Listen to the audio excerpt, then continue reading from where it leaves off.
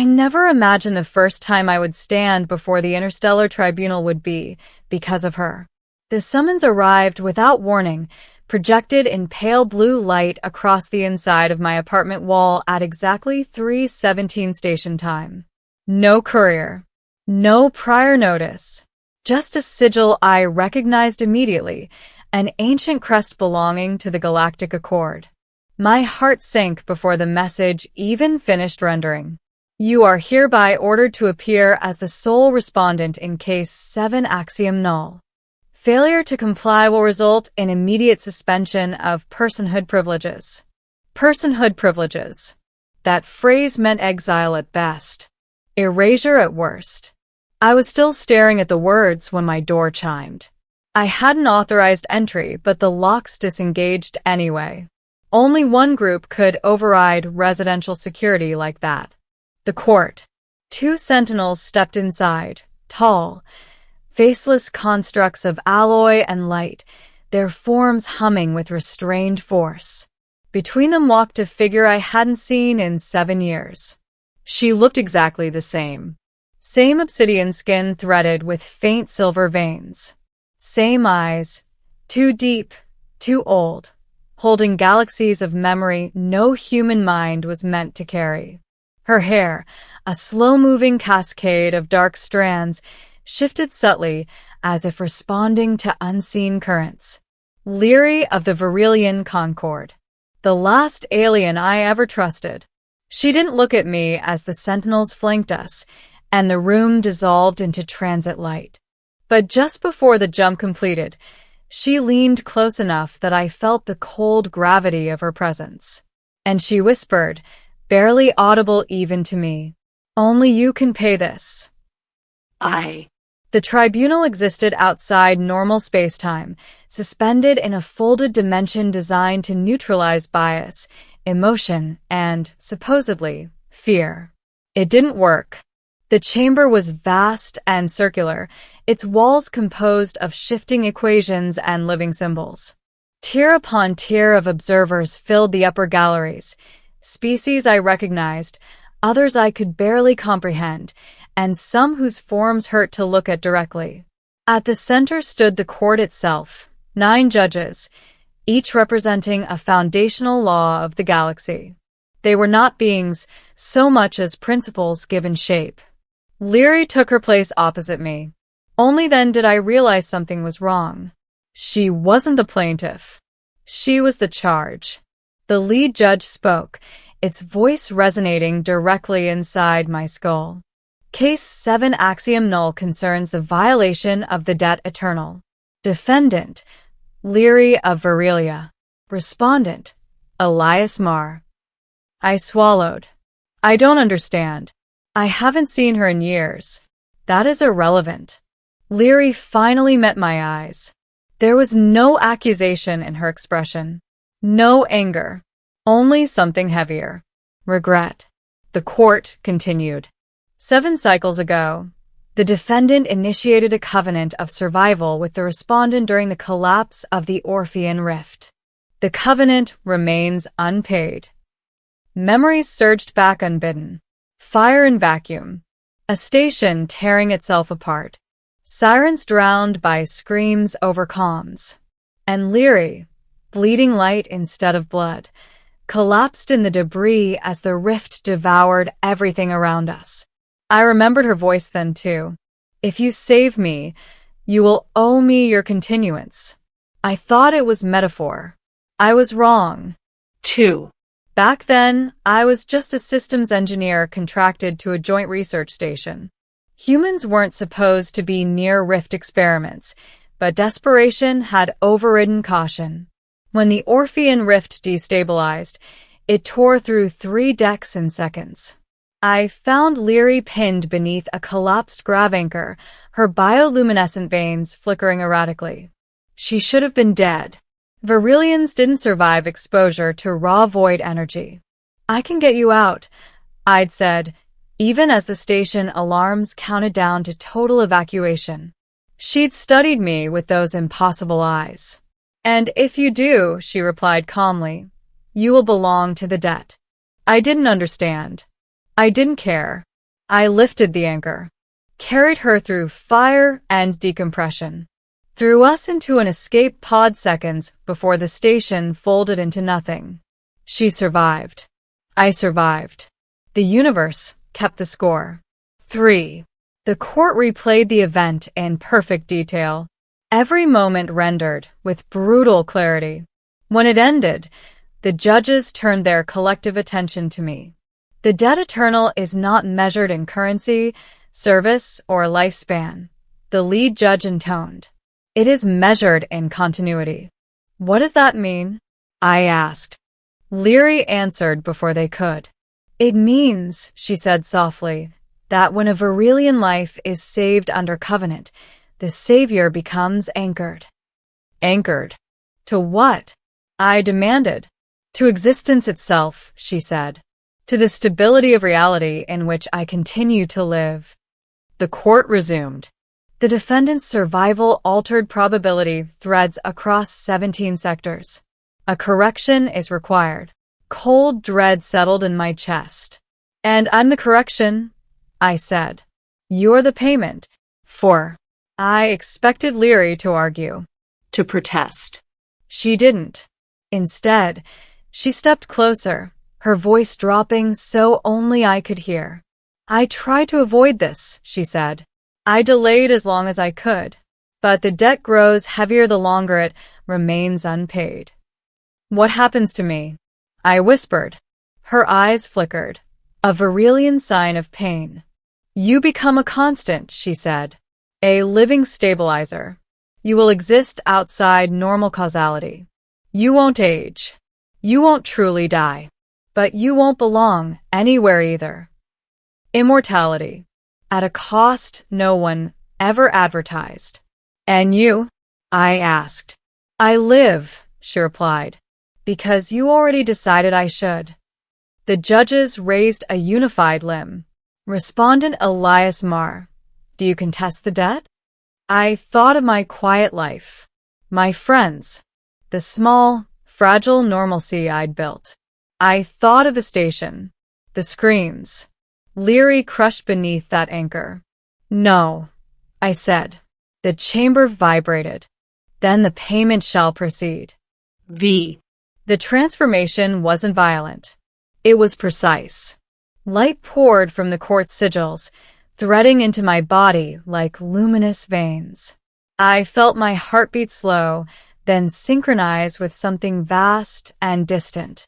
Time bent around me, not stopping, but loosening its grip. I screamed once. Then I understood.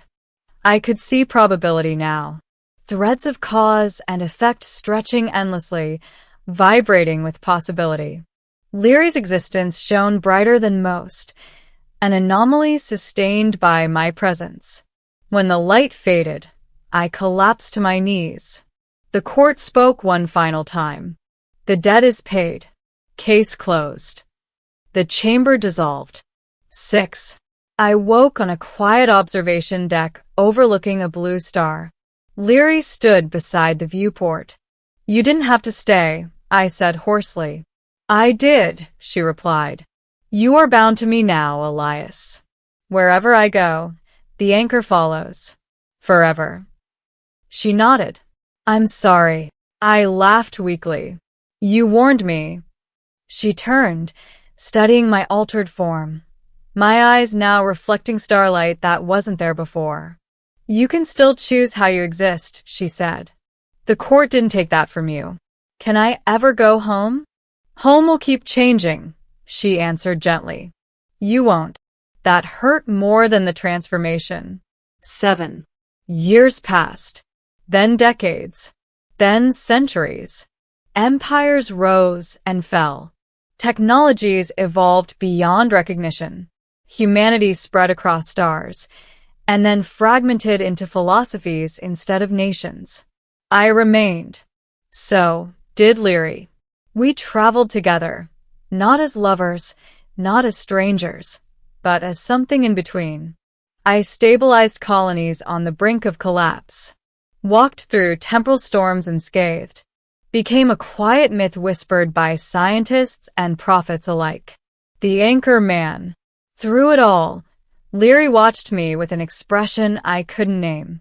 Guilt. Gratitude. Something deeper. One day, as we stood on a world being born from cosmic dust, she spoke again. There may be a way, she said. A way to what?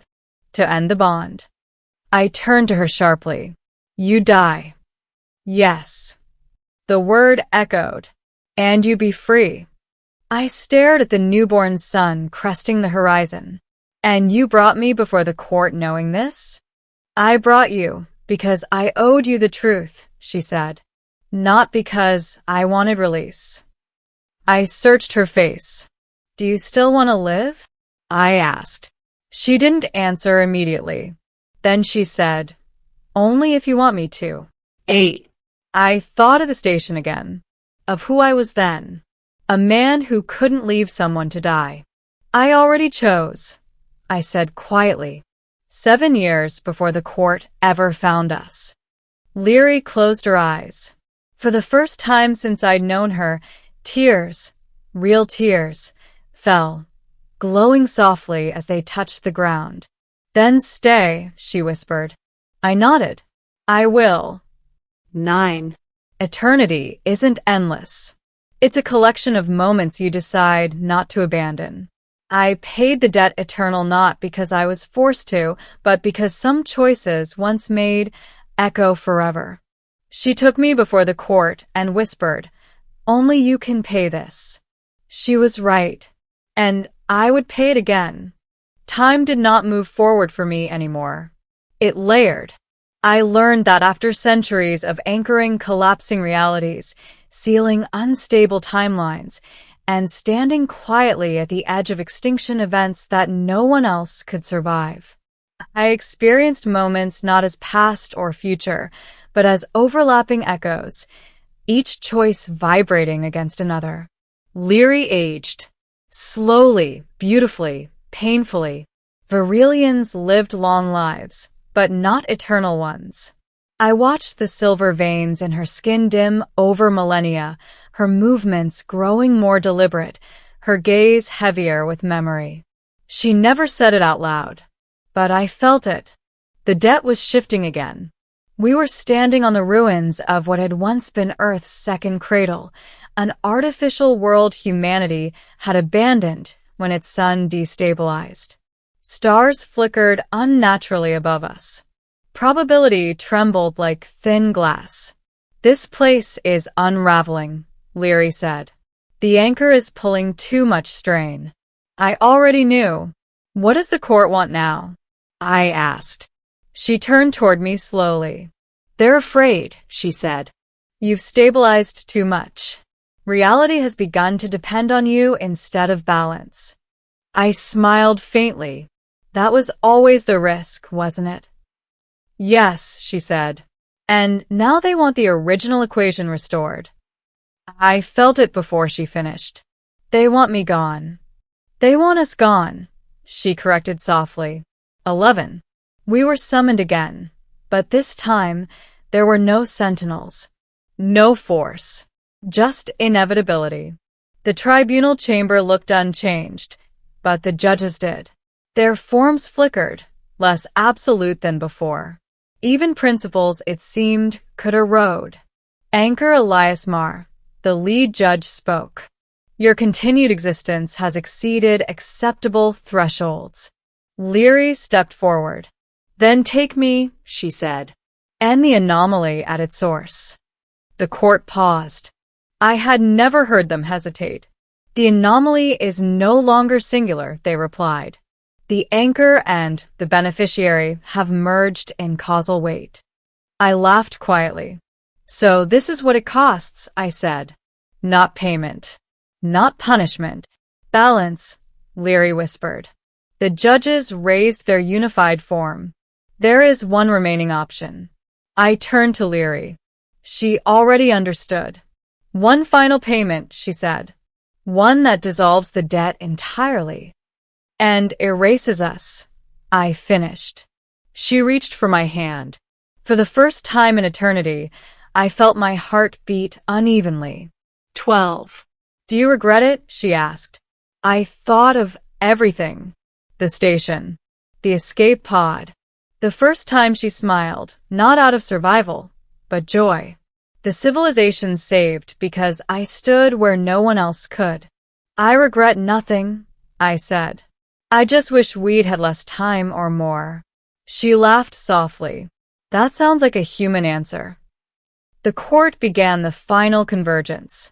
Light folded inward instead of expanding. Probability collapsed like a closing eye. As reality pressed in, Leary leaned close, just as she had the first time. You paid the debt, she whispered. But you also gave me something no Virelian ever had. What was that? Choice. 13. When the light vanished, so did we. No explosion. No silence. Just absence. Across the galaxy, unstable timelines stabilized permanently. Rift storms faded. Probability recalibrated itself without resistance. The anchor was gone. So was the debt eternal. Millennia later, scholars would discover something strange embedded deep in the equations of space-time, a persistent constant where two impossible variables once overlapped. They wouldn't know our names, but lovers, standing beneath unfamiliar stars, would sometimes feel an inexplicable certainty that some debts are not meant to be repaid. They are meant to be kept.